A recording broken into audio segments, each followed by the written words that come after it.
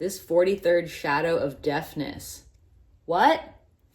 Deafness. It was a deaf joke. Hopefully there's not, I can't make this joke. But I did. I made the joke.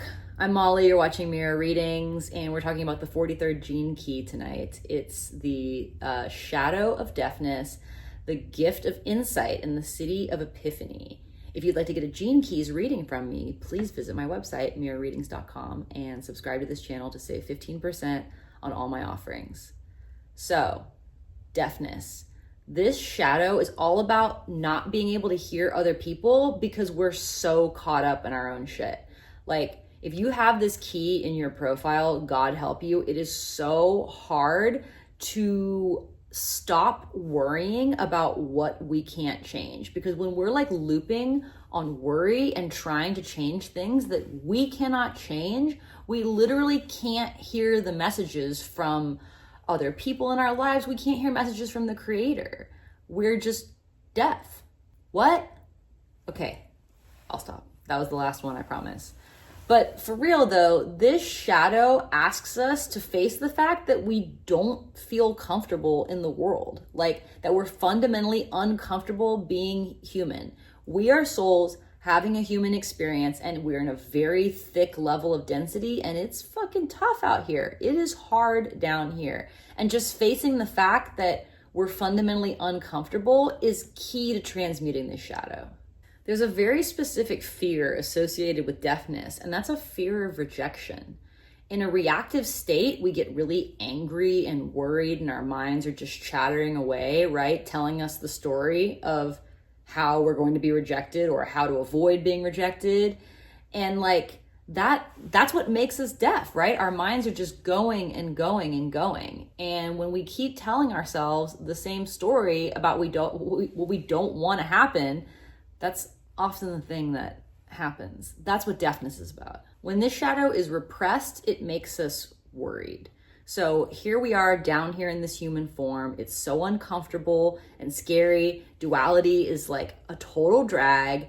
And all we want to do is be loved, right? Love is the antidote to this anxiety and to these like feelings. And really like, it's probably the point of being human, right? I mean, what else is there but that fear of being rejected by what we love or want to love? Rex just left the room. Now I'm feeling rejected. It hurts. Don't reject me. Love me. Be in my video.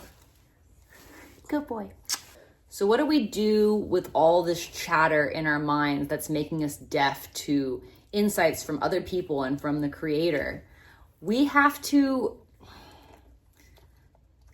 become rebels in our own mind. We have to rebel against that chatter. Like we can talk back to our thoughts. Our thoughts do not define us. And I think I read recently that like an emotion can last like 90 seconds, you know, if we can just get through that. All right, buddy.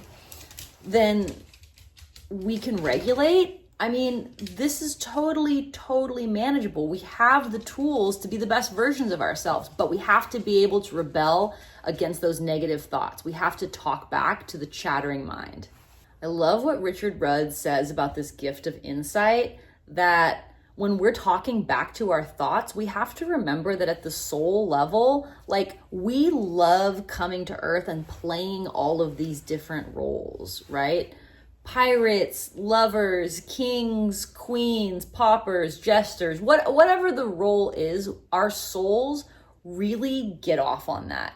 And this gift of insight helps us remember, like, wait a minute, if I'm playing the role of my own hero, like, what is my own hero thinking and doing? Because if it's sitting there, you know, letting its negative monkey mind run the show, we're never gonna like succeed on the quest.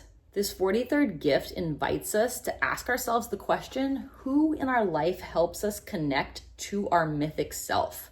Like, who helps us feel like we're fulfilling our destiny and that there's more to life than just, you know, whatever, our day-to-day fucking survival shit.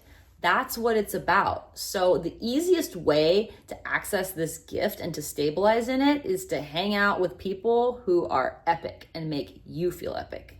And by the way, hot tip, Sometimes the most interesting people living the most mythical lives are not exalted by society. They're often on the fringes doing their own thing. But if they're living a mythic life and they make you feel like you're living a mythic life, then yeah, team up. So as this creative rebel spirit begins to get a stronger and stronger voice in our internal monologue, we begin to access the city of Epiphany. And this Epiphany is like, I don't know, to me it strikes me as kind of like a basic bitch city, but I've been on this path for a long time, so maybe that's not fair to say. But the Epiphany is like, oh yeah, I'm God. What's that Ram Dass saying? We're all just God in drag. Yeah. And like, once you have that epiphany, I mean, that's a major feature of enlightenment. Like, I think a lot of us, I mean, I'm speaking for myself, but also spiritual people I know, like we kind of know this intellectually and we talk about it, but actually embodying that, like, I mean, I can't really imagine it, but it sounds awesome. And this city also asks us to imagine like the cast of characters that could be an enlightened master. It really breaks the mold of like our concept of the guru, the master, whoever, you know, however your spiritual authority shows up in your life. And we're invited to see everyone, every character in our lives as potential spiritual masters, including ourselves, the character we're playing. And fear of rejection is muted at the gift level, but it's totally destroyed at the Siddhic level. Once we hit Epiphany, there's no fear of anything. We know that any rejection is just a divine redirection, and we thank the universe for like giving us our stage cue. You know, our ego perceives rejection because its job is to protect us, right? And we should be grateful for our egos for doing that work, but it doesn't always serve us. And once our hearts and minds are totally open to the truth of our divine nature, yeah, rejection is not a thing we even consider anymore. And we're not so bummed out and stressed out about being in this human form, which is like, it's kind of a whole thing. I mean, you know, you're here, you're watching this video, and I appreciate you so much.